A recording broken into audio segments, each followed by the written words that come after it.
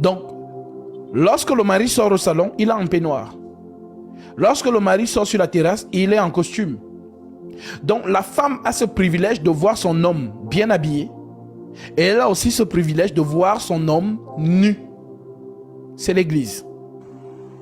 Donc, ceux du dehors ont vu Dieu habillé.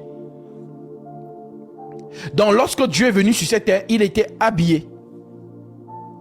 Tout le monde a vu Jésus en ce temps-là. Maintenant, la promesse dit, heureux les cœurs purs, car ils verront Dieu. Alors, Jean récupère donc cela et nous dit dans 1 Jean chapitre 3. 1 Jean 3, verset 1, il nous dit, voyez quel amour le Père nous a témoigné, pour que nous soyons appelés enfants de Dieu. Si le monde ne nous connaît pas, c'est qu'il ne l'a pas connu. Donc le monde n'a pas connu Dieu. Si le monde ne nous connaît pas, nous les enfants de Dieu, si toi quand tu te balades dans les rues de Paris, de Yaoundé, de Douala, de New York, voilà, de Dakar, si on ne te reconnaît pas comme étant fille de Dieu ou fils de Dieu, c'est parce qu'on n'a pas connu ton père. Si on avait connu ton père, lorsque tu passes, on sait que tu es la fille du roi, tu es une princesse. Lorsque tu passes, on sait que tu es un prince. Alors lorsque le prince est là, le prince règne. Il reçoit les honneurs de la couronne de son père. Voilà pourquoi on le voit dans le monde. Lorsqu'on voit, on connaît le roi Mohamed VI au Maroc. Dès qu'on voit son fils, vous allez voir le comportement des gens. Même si tu as un papa et lui n'a que 10 ans, quand il te voit, il se comporte comme si c'est le père qu'il voyait. C'est-à-dire qu'on va, vous allez voir comment on baisse sa bague, comment on se prosterne devant lui, ainsi de suite. Parce qu'on sait que c'est le fils du roi. Alors, l'apôtre Jean nous donne dans la révélation en nous disant, voyez quel amour le Père nous a témoigné, pour que nous soyons appelés enfants de Dieu. Et nous le sommes. Si le monde ne nous connaît pas, c'est qu'il ne l'a pas connu. Donc, ils n'ont pas connu Dieu. Bien-aimés, nous sommes maintenant enfants de Dieu. Donc, nous sommes sur la terre et nous sommes enfants de Dieu. Et ce que nous serons n'a pas encore été manifesté. Mais lorsque cela sera manifesté, nous serons semblables à lui parce que nous le verrons tel qu'il est. Voir Dieu tel qu'il est, c'est le voir sans énigme, dans la lumière inaccessible. Ok. Une fois que j'ai dit ça, nous voyons donc que dans une famille, l'époux a sa famille. L'époux a son peuple. Donc, nous sommes quoi? L'église. L'église est l'épouse du Christ. Voilà pourquoi cette épouse donc a le privilège de connaître la double portion de l'esprit de son mari. L'époux connaît son mari en tant que lion. L'épouse connaît son mari en tant qu'agneau. Mais Israël ne connaît pas son Dieu en tant que lion. Voilà pourquoi lorsque son Dieu est venu en tant qu'agneau de Dieu, ils ne l'ont pas reconnu. Parce que pour eux, leur Dieu, ce n'est pas un faiblard. Leur Dieu n'est pas faible. Mais l'agneau est faible. L'agneau ne combat pas. Eux, ils connaissent le lion de la tribu de Juda. Ils connaissent David. Voilà pourquoi même Gabriel, lorsqu'il vient sur la terre, il dit à Marie qu'il siégera sur le trône de David, son père. Donc, le trône de David, c'est le trône du lion. Voilà pourquoi David est connu d'être guerrier. David qui combattait les Philistins, lui, c'était seulement la guerre. La guerre, la guerre. Mais maintenant, Salomon, vous avez déjà vu Salomon combattre? Non. Salomon ne combat pas. Salomon, c'est le symbole de la sagesse et du jugement. Alors, Israël, donc, lorsque celui qui est venu chez eux, leur dit qu'il est leur roi, il est leur Dieu, ils disent non, notre Dieu n'est pas faible comme toi. Notre Dieu, il est puissant. Si tu étais notre Dieu, tu sais que tu allais tabasser tous les soldats romains. Parce que nous sommes colonisés. Nous sommes opprimés par César. César nous a assujettis. César a assujetti nos femmes, nos enfants, nos grands-pères. Si toi tu étais David, c'est que tu allais taper César et son royaume comme David l'a fait avec les Philistins. Et il a terrassé Goliath. Donc, si toi tu dis que tu es notre roi, comment se fait-il donc que César règne toujours sur nous? Alors, ils ont régné leur Dieu. Et pourquoi? Parce que ce Dieu est venu comme étant agneau pour ôter d'abord son péché Israël est dans le péché. Le péché original suit les hommes, tous les hommes. Donc Dieu doit d'abord enlever ce péché avant de revenir donc comme étant lion de la tribu de Juda. Donc le Tout-Puissant que Israël attend viendra à cette époque-là. Alors, une fois qu'on a compris donc ça, que Israël c'est la famille de Dieu, voilà pourquoi on dit qu'il sort d'Israël. C'est Paul qui nous explique ça. Je lis ça. Romains chapitre 9. Romains 9, versets 2 à 5. L'apôtre Paul nous dit quoi? J'éprouve une grande tristesse et j'ai dans le cœur un chagrin continuel, car je voudrais moi-même être anathème, c'est-à-dire maudit, et séparé de Christ, pour mes frères, mes parents selon la chair, qui sont israélites, à qui appartiennent l'adoption, et la gloire, et les alliances, et la loi, et le culte, et les promesses, et les patriarches dont les grands-pères, c'est-à-dire les ancêtres et les patriarches, et de qui est issu selon la chair le Christ, qui est au-dessus de toute chose, Dieu béni éternellement. Donc Jésus sort des patriarches. Donc c'est de l'assemblée des patriarches qu'il y a un homme qu'on appelle Jacob. Jacob a eu 12 fils. Et ces 12 fils-là, il y avait son premier qui s'appelait Ruben. Le deuxième s'appelait Siméon. Le troisième c'était Lévi. Et le quatrième était Judas. Et de ce quatrième Judas, qu'est-ce qu'on dit de lui? Le père Jacob dit de son fils Judas, je vais lire ça, Genèse chapitre 49, verset 8. On dit donc de Judas ceci: Judas est un jeune lion. Tu reviens, Judas, tu recevras les hommages de tes frères. Ta main sera sur la nuque de tes ennemis. Les fils de ton père se prosterneront devant toi. Judas est un jeune lion. Donc le jeune lion, c'est quoi? C'est la vigueur. Le jeune lion, c'est Samson qui tape les lions, qui tape les armées à lui seul. Donc le jeune lion est fougace. Le jeune lion, c'est un prédateur, c'est-à-dire il est tellement puissant. Le violon lui dort. Donc c'est le jeune lion qui combat. Ça veut dire, donc la jeunesse, c'est la vigueur, c'est la rapidité, c'est la lucidité. Donc Judas est un jeune lion. Judas est un jeune lion. Tu reviens du carnage. Le carnage, c'est la guerre. Tu reviens du carnage, mon fils. Il prend les genoux, il se couche comme un lion, comme une lionne. Qui le fera lever? Qui peut faire lever Judas? Le sceptre ne s'éloignera point de Judas, ni le bâton souverain d'entre ses pieds, jusqu'à ce que vienne le Shiloh et que tous les peuples lui obéissent. Alors, lorsque Judas est donc venu, Israël dit, mais c'est Judas ici. On a dit que Judas c'est un jeune lion. Mais le Judas, si, lui on lui dit que non, les Israélites nous tabassent. Les Romains nous tabassent. Mais lui nous dit de prier pour les Romains. Non, ça c'est pas Judas qui est un jeune lion. Ce n'est pas lui. Donc, lui, on nous opprime. Lui nous dit de prier pour ceux qui nous oppriment. Non, non, ce n'est pas lui. Alors, le Judas qui est un jeune lion, il arrive. Il n'est pas encore là. C'est l'agneau qui est venu. Voilà pourquoi, pour que Samson puisse être justement tué, il a fallu qu'on le coupe les cheveux. Alors, les 7 tresses de Samson représentent quoi? La couronne. Tu enlèves à Samson ses tresses, l'esprit de Dieu quitte. Donc la couronne, c'est ça la puissance. Donc, Jésus en descendant sur terre, il n'est pas descendu avec la couronne. Voilà pourquoi on dit qu'il s'est dépouillé de sa gloire céleste, c'est la couronne. Donc en venant comme un simple homme, il est devenu semblable aux hommes. Et il s'est humilié jusqu'à la mort, et même jusqu'à la mort de la croix. Donc l'humiliation, c'est sauver les hommes sans se défendre. L'agneau ne se défend pas. Ésaïe a prophétisé. Alors, pourquoi je dis ça? J'ai dit ça pour vous montrer la maison. Parvis, lieu saint, lieu très saint. Donc, parvis, les vierges folles. Le salon, la famille. La chambre, l'épouse de Dieu. Et l'église, c'est l'épouse.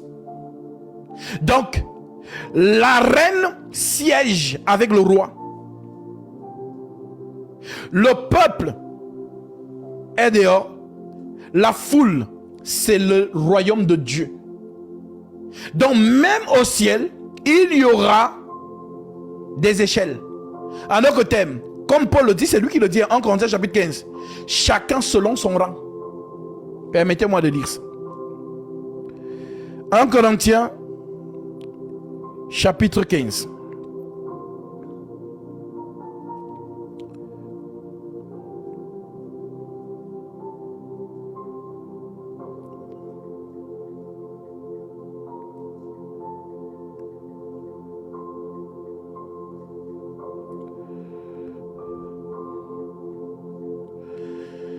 Pour ne pas tout lire, on va prendre le verset 23 directement.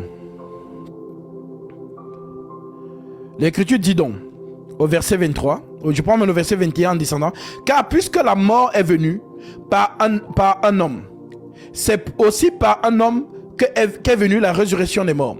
Et comme tous meurent en Adam, et même aussi tous revivront en Christ. Mais chacun en son rang. J'aime ça. Mais chacun en son rang. C'est quoi ton rang? Moi, mon rang, c'est l'épouse. Je suis l'épouse. Comme Esther était l'épouse d'Assyrus. Assyrus avait plusieurs femmes. Lisons ça pour que vous compreniez le langage de Paul. Chacun selon son rang. Esther, chapitre 2. L'Écriture nous dit: après ces choses, Esther 2 verset 1, après ces choses, lorsque la colère du roi Assyrus se fut calmée, il pensa à Vashti, à ce qu'elle avait fait et à la décision qu'il avait prise en son sujet. Alors ce qui servait le roi dirent qu'on recherche pour le roi des jeunes filles vierges. Dans la parabole de Matthieu chapitre 25, entre les vierges sages et les vierges folles, ça ne vient pas de... Ça dit, ça vient d'Esther. C'est un mouvement prophétique. Alors Jésus reprend ça pour vous donner un message. Donc, alors ceux qui servaient le roi dirent qu'on cherche pour le roi des jeunes vierges, belles de figure, que le roi établisse dans toutes les provinces de son royaume les commissaires chargés de rassembler toutes les jeunes filles vierges et belles de figure à Suse, la capitale. Donc, les provinces du roi Assyrus, c'est toute la terre. Pour ceux qui se sont documentés, le roi Assyrus régnait sur toute la terre. Donc, toutes les provinces de la terre, c'était un roi Assyrus. Donc, il fallait rassembler toutes les jeunes filles du royaume de la terre. Donc, si on vient au Cameroun, on voit une fille vierge et belle là-bas, on la prend. On va aux États-Unis, on voit une jeune fille belle, on la prend. Donc, ce qui rassemble les jeunes filles vierges et belles, ce sont les apôtres. Ceux à qui vous pardonnerez les péchés, leur seront pardonnés. Ceux à qui vous les retiendrez, ils leur seront retenus. Allez et prêchez la bonne nouvelle à toute la création. Celui qui croira et qui sera baptisé sera sauvé. Donc, c'est l'enseignement qui regroupe les vierges. Maintenant, que le roi établisse dans toute la province de son royaume des commissaires chargés de rassembler toutes les jeunes filles vierges et belles de figure à Suse, la capitale, dans la maison des femmes, sous la surveillance d'Hégaï, eunuque du roi, gardien des femmes, qui leur donnera les choses nécessaires pour leur toilette. Donc, celui qui apprête les jeunes filles vierges, c'est Hégaï, eunuque du roi. Mais pourquoi lui? Parce que l'eunuque connaît les goûts de son maître, puisque c'est lui qui était en train de vêtir Vashti, la première femme du roi. Vashti qui représente Israël. Donc celle-ci a désobéi à son homme et son homme l'a répudié. Lorsqu'on la répudie donc, on cherche une autre femme pour la remplacer. Alors, on dit donc que Hégaï qui connaît les goûts de son maître. C'est Hégaï qui sait si son maître aime les femmes qui attachent, qui mettent le foulard. Il y a des hommes comme ça, ils aiment voir les femmes qui avaient le foulard. Si tu n'as pas le foulard, tu ne lui paies pas. Il y a les hommes qui n'aiment pas les femmes qui portent, qui mettent le rouge en lèvres. Tu mets ça, ils n'aiment pas. Donc, celui qui connaît dans les goûts de son maître, c'est son serviteur Hégaï. Hégaï, c'est un eunuque. L'eunuque est castré. L'eunuque n'a pas de testicules. Parce que s'il a les testicules, il peut mougou ta femme. Oui, parce qu'un homme, tu ne peux pas donner à un homme ta femme que non, Abila. Lui-même, quand il va voir que ta femme est belle, il va d'abord mougou ça. Donc voilà pourquoi un eunuque est castré. Donc, si Paul vous dit donc, dans 2 Corinthiens chapitre 11, si vous pouviez supporter de ma part un peu de folie, mais vous me supportez, car je suis jaloux de vous, d'une jalousie de Dieu, parce que je vous ai fiancé à un seul époux, pour vous présenter à Christ comme une vierge pure. Donc, celui qui vous présente à Christ, c'est l'enseignement de l'apôtre Paul. Je vous ai fiancé, il a dit, je vous ai fiancé à un seul époux pour vous présenter à Christ comme une vierge pure. Alors, comment il nous a fiancés? Il nous dit dans 1 Corinthiens chapitre 15 que nous avons lu concernant le rang, au verset 1 à 2, il dit, je vous rappelle frères, l'évangile que je vous ai annoncé, que vous avez reçu, dans lequel vous avez persévéré et par lequel vous êtes sauvés, si vous le retenez tel que je vous l'ai annoncé, autrement vous aurez cru en vain. Donc quiconque ne croit pas radicalement aux enseignements de l'apôtre Paul, tu ne seras pas sauvé. En d'autres termes, tu n'auras pas la couronne sur ta tête. Vous allez comprendre ça par la suite. Il dit,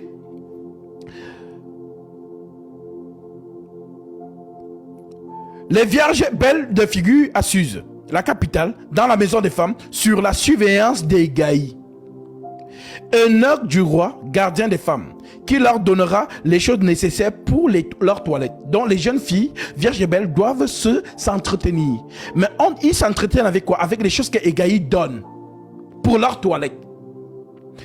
Et que la jeune fille qui plaira au roi devienne reine à la place de Vashti.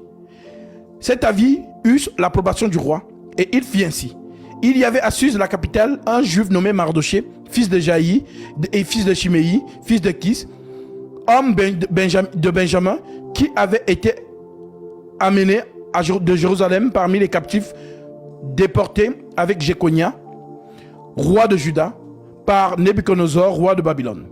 Il éleva Hadassa, qui est Esther, fille de son oncle, car elle n'avait ni père ni mère. La jeune fille était belle de taille et de figure. Dans les formes, elle avait. La figure, elle était belle. À la mort de son père et de sa mère, Mardoché l'avait adoptée pour fille. Lorsqu'on eut publié l'ordre du roi et son édit, et qu'un grand nombre de jeunes filles furent rassemblées à Suse, la capitale, sous la surveillance des Gaïs, sur la surveillance des Gaïs, Esther fut aussi prise et conduite dans la maison du roi, sous la surveillance des Gaïs, gardiens des femmes. La jeune fille lui plut. Donc, si les notes du roi, tu lui plais, bah forcément, le roi va te valider. Est-ce que vous comprenez? Donc, il faut plaire à l'eunuque, car c'est lui qui connaît les goûts de son maître. C'est un ami qui connaît les goûts de son ami. Les femmes peuvent vous dire, donc si ton ami voit une fille dehors, il dit, non, ça c'est le goût de mon ami. Celle-ci, si mon ami la voit, il va valider direct. Parce que c'est l'ami qui connaît les goûts de son ami. Voilà pourquoi Jésus dit à ses apôtres, je ne vous appelle plus mes serviteurs. Je vous appelle mes amis. Car le serviteur ne sait pas ce que fait son maître. Mais l'ami dit tout à son ami. Mon ami, moi les femmes, j'aime les femmes comme ça. Moi j'aime les apouchous. Non, moi j'aime quand ils sont skinny. J'aime quand ils ont les cheveux au vent. Donc l'ami connaît les goûts de son ami. Alors, et on dit donc que la jeune fille lui plaît à qui? À l'eunuque. Et trouva grâce devant lui. Il s'empressa de lui fournir les choses nécessaires pour sa toilette et pour sa subsistance. Lui donna 7 jeunes filles choisies dans la maison du roi, dont des filles d'honneur. On dit combien? 7 jeunes filles. 7 jeunes filles d'honneur, rien que pour Esther. Parce que quoi? Hégaï l'a validé. Hégaï n'a pas fait ça pour les autres vierges, juste pour elle. Et la plaça avec ces jeunes filles dans le meilleur appartement de la maison des femmes. Esther ne fit connaître ni son peuple ni sa naissance, car Mardoché lui avait défendu d'en parler. Et chaque jour, Mardoché allait et venait devant la cour de la maison des femmes pour savoir comment se portait Esther et comment on la traitait. Chaque jeune fille allait à son tour vers le roi Assyrus. Chaque jeune fille allait à son tour vers le roi Assyrus après avoir employé 12 mois à s'acquitter de ce qui était prescrit aux femmes. Pendant ce temps-là, elles prenaient soin de leur toilette 6 mois avec de l'huile de myrrhe et 6 mois avec des aromates, des parfums en usage parmi les femmes. Parce que le roi, il est maniaque. Le roi aime les femmes propres. Donc, avant qu'on te présente à lui, 12 mois.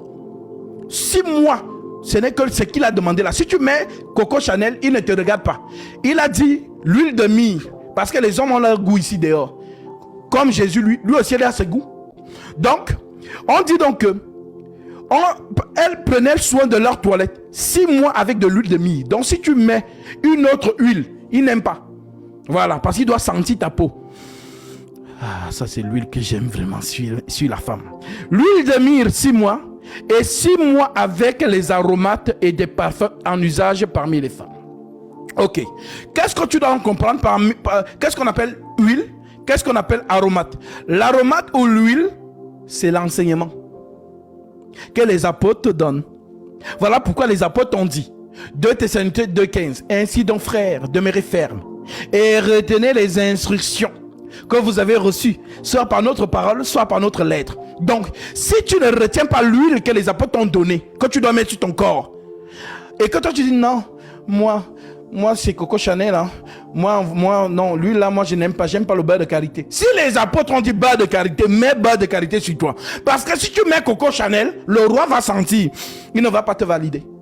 Donc, mettez en pratique les saintes lettres apostoliques, l'enseignement des apôtres. C'est ce qui vous permettra d'être devant le roi et d'être approuvé et la couronne sur votre tête. Si vous faites comme vous voulez, c'est votre problème. Voilà. Donc, c'est ce que cela signifie. C'est ainsi que chaque jeune fille allait vers le roi. Et quand elle passait de la maison des femmes dans la maison du roi, on lui laissait prendre avec elle tout ce qu'elle voulait. Elle y allait le soir et le lendemain matin, elle passa dans la seconde maison des femmes, sous la surveillance d'Ascage et Neuc du roi, gardien des concubines. En autre terme, si tu es entré dans la chambre du roi et que le roi ne t'a pas validé, tu es relégué au rang de concubine. La concubine, c'est l'épouse d'un homme, sauf qu'elle n'a pas le privilège de se présenter devant son mari quand elle veut. Ce n'est que sur demande.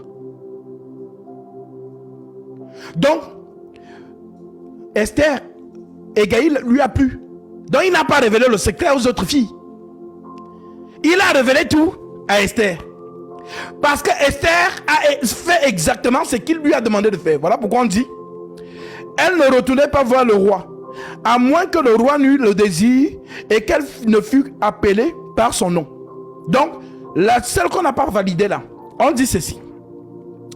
Elle y allait le soir et le lendemain matin, elle passait de la seconde maison des femmes sous la surveillance d'Ashkaj, eunuque du roi et gardien des concubines. Elle ne retournait plus vers le roi, à moins que le roi n'eût le désir et qu'elle ne fût appelée par son nom. Donc les concubines, ce sont les épouses du roi, mais elles ne peuvent pas se présenter au roi comme elles veulent. Ok, verset 15. Lorsque son tour fut arrivé d'aller vers le roi, fut arrivé, Esther, fille d'Abigaï, oncle de Mardoché, qui l'avait adoptée pour fille, ne demanda que ce qui fut désigné par Hégaï. Que, c'est mon tour.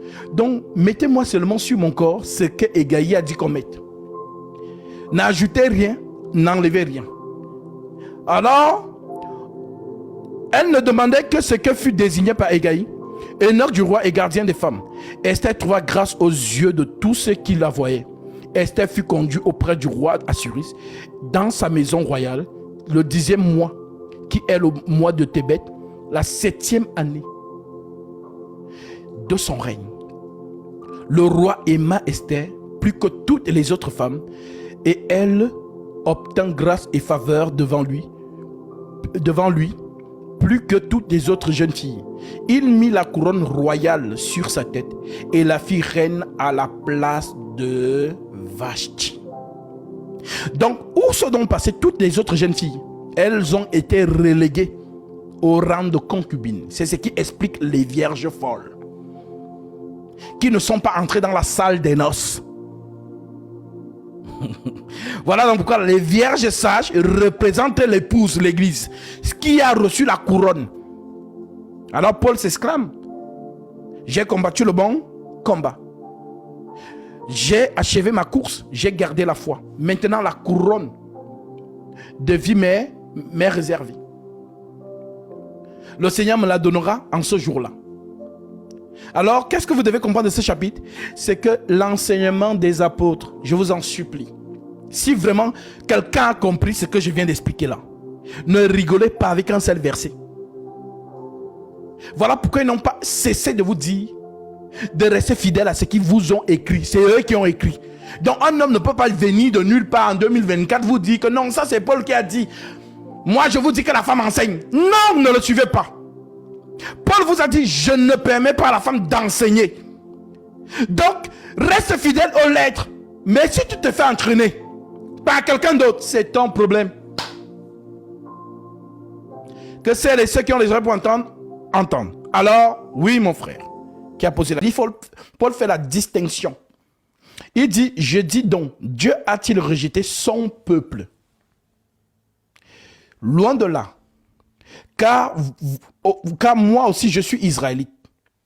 De la postérité d'Abraham, de la tribu de Benjamin, Dieu n'a point rejeté son peuple, qu'il a connu d'avance. Ne savez-vous pas que l'écriture, ce que l'écriture rapporte d'Élie, comme il adressa à Dieu cette plainte contre Israël? Seigneur, ils ont tué tes prophètes, ils ont renversé tes autels. Je suis resté moi seul et ils cherchent à me ôter la vie. Mais quelle réponse Dieu leur fit-il? Je me suis réservé 7000 hommes qui n'ont pas fléchi les genoux devant Baal. De même aussi, le temps présent, il y a un reste selon l'élection de la grâce. Or, si c'est par grâce, que ce n'est plus par les œuvres. Autrement, la grâce n'est plus une grâce. Et si c'est par œuvre, ce n'est plus une grâce. Autrement, l'œuvre n'est plus une œuvre. Quoi donc? Ce qu'Israël cherche, il ne l'a pas obtenu, mais l'élection l'a obtenu. Tandis que les autres ont été endurcis, selon qu'il est écrit. Dieu leur a donné un esprit d'assouplissement, des yeux pour ne point voir, des oreilles pour ne point entendre jusqu'à ce jour. Et David dit que leur table soit pour eux un piège, et un filet, une occasion de chute et une rétribution. Que leurs yeux soient obscurcis, pour ne point voir, et ils tiennent leur dos continuellement courbé. J'ai dit donc, est-ce pour tomber qu'ils ont bronché? Loin de là. Mais par leur chute, le salut est devenu accessible aux païens. Afin qu'ils fussent excités à la jalousie. Or, si la chute a été la richesse du monde, et leur amoindrissement la richesse des païens, combien plus en sera-t-il ainsi quand ils se convertiront tous? Je vous le dis à vous païens, donc il s'adresse maintenant à nous l'église. Je vous le dis à vous païens, en tant qu'apôtre des païens, je glorifie mon ministère, afin que s'il est possible d'exciter la jalousie de ceux de ma race, dont les Juifs, et d'en sauver quelques-uns. Car si leur rejet a été la réconciliation du monde, que sera leur réintégration? Sinon une vie d'entre les morts. Or, si les prémices sont saintes, la prémisse c'est quoi? C'est Israël. La masse l'est aussi. Et si la racine est sainte, les branches le sont aussi. Mais si quelques-unes des branches ont été retranchées, et si toi qui est un olivier sauvage, donc l'olivier sauvage c'est qui? C'est l'église, c'est nous. Et qui toi qui es un olivier sauvage, tu as été enté à leur place et rendu participant de la racine et de la graisse de l'olivier. Ne te glorifie pas aux dépens de ces branches. Si tu te glorifies, sache que tu n'as pas été... si tu te glorifies, sache que ce n'est pas toi qui portes la racine, mais c'est la racine qui te porte. C'est tellement puissant. Que Dieu te bénisse. Mon frère, pour ton offrande, tu as tellement été touché par la parole et le Seigneur met dans ton cœur de faire cette offrande pour prendre ta bénédiction. Alors, conformément à sa parole, Galates 6-7, que celui à qui l'on enseigne la parole fasse part de tout, c'est bien celui qui l'enseigne. Ne vous y trompez pas, ne se moque pas de Dieu, ce qu'on homme aura semé, le moissonnera aussi. Corrélé à Matthieu 10, l'ouvrier mérite sa nourriture, dit le Seigneur.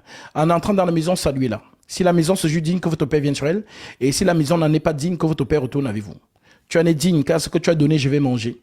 Comme les 3 hommes ont mangé chez Abraham et la bénédiction a entré dans sa demeure. Alors que par cette offrande, le Seigneur t'accorde ce que ton cœur désire, lui qui connaît tes prières et tes doléances et qui déverse en toi ses dons spirituels. Au nom de Jésus-Christ, mon frère, sois abondamment béni. Shalom.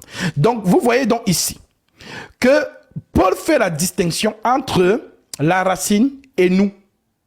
Donc, Paul nous dit donc que si nous sommes entrés dans l'héritage d'Israël, c'est parce que Dieu a endormi son peuple. Et c'est ça que dit la prophétie. Il est venu vers les siens et les siens ne l'ont point reçu. Mais à ceux qui l'ont reçu, il a donné le pouvoir de devenir enfant de Dieu. Alors, l'Église aujourd'hui est en train de recevoir et les dires de Jésus sont en train de s'accomplir.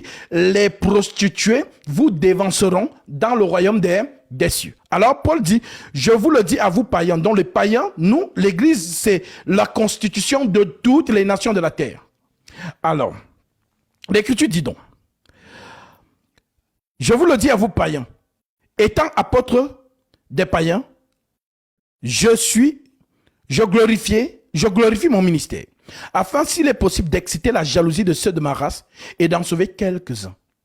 Car si leur rejet a été la réconciliation du monde, que sera leur réintégration, sinon une vie d'entre les morts? Or, si les prémices sont saintes, la masse l'est aussi. Et si la racine est sainte, les branches le sont aussi. Mais si quelques-unes des branches ont été retranchées, et si toi qui étais un olivier sauvage, tu as été hanté à leur place et rendu participant de la racine et de la graisse de l'olivier, ne te glorifie pas aux dépens de ces branches. Si tu te glorifies, sache que ce n'est pas toi qui portes la racine, mais que c'est la racine qui te porte.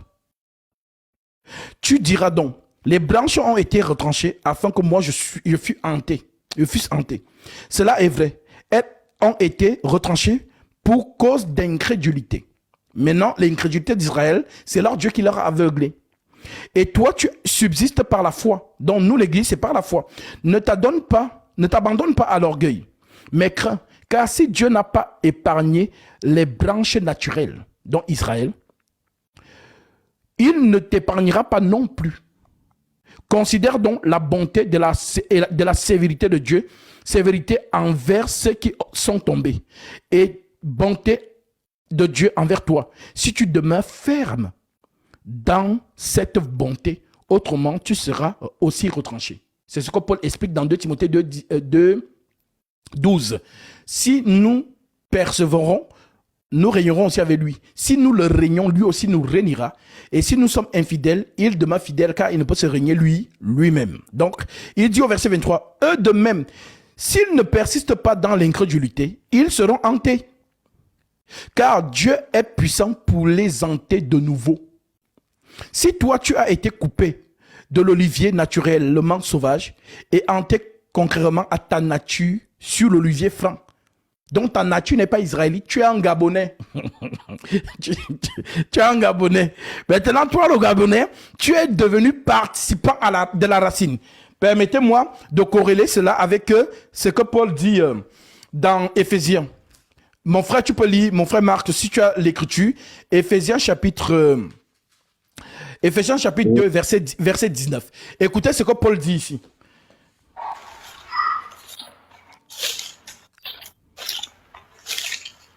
Éphésiens 2, Éphésiens 2, verset 19. Je vais prendre ça avec mon téléphone pour que ce soit plus rapide. D'accord.